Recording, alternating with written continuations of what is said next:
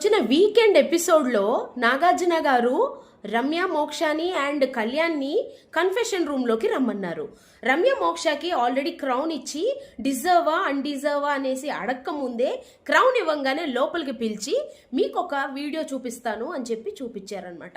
చూపించింది ఏంటి అంటే మన దివ్యలక్క అండ్ రమ్యక్క కూర్చొని భోంచేస్తూ కూర్చొని సోఫా సెట్లో మాట్లాడతారు కదా.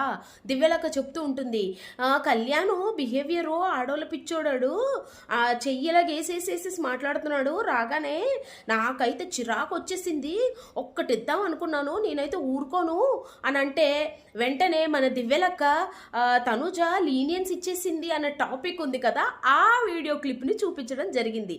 వెంటనే కళ్యాణ్ పాపం నోట్లో వేలేసుకొని అసలు ఆశ్చర్యపోయాడు.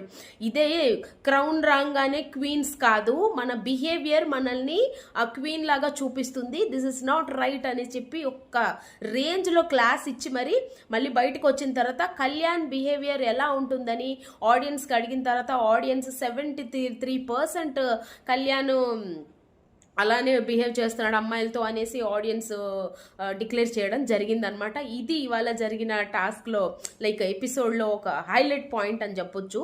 మామూలుగా ఇవ్వలేదు. ఇక మీదటైనా రమ్య నోటికి కొంచెం అదుపులో పెట్టుకుంటుందేమో అని నేను అనుకుంటున్నాను. చూద్దాం ఏం జరుగుతుందో.